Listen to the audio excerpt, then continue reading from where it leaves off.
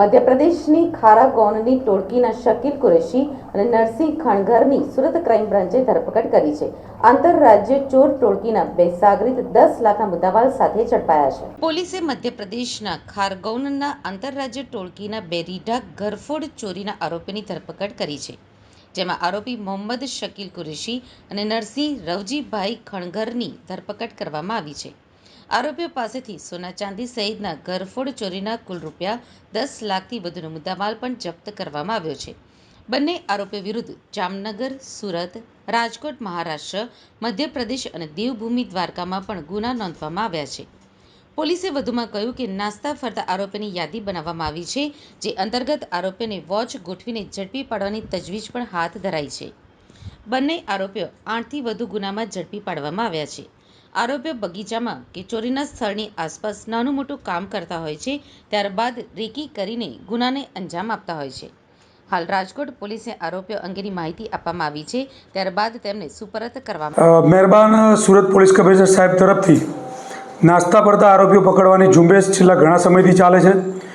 એ દરમિયાન અમે અલગ અલગ સ્ટેટમાંથી જે નાસ્તા ફરતા આરોપીઓ હોય, જે સુરત શહેરમાં રસ્તા હોય, એની યાદીઓ મંગાવેલ.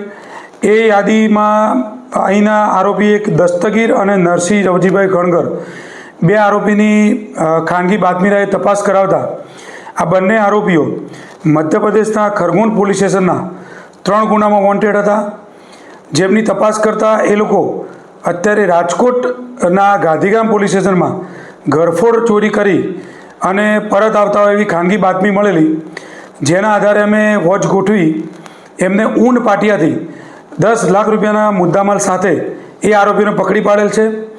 ત્યારબાદ એમની સઘન પૂછપરછ કરતાં બંને આરોપીઓના વિરુદ્ધમાં જે આરોપી નંબર 1 છે દસ્તગીર, એના વિરુદ્ધમાં એમપીમાં 3 ગુના, રાજકોટમાં 1 અને ધુલિયામાં 1 ગુના તથા આરોપી નંબર 2 નરસિંહ છે, એના વિરુદ્ધમાં 8 ગુનામાં વોન્ટેડ આરોપી છે.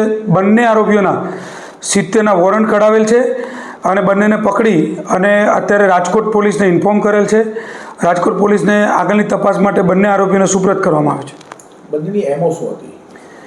બંનેની એમઓ અલગ અલગ જગ્યાએ રહેવાનું અને મોટાભાગે એ લોકો ઘરફોડ ચોરીઓ કરે છે.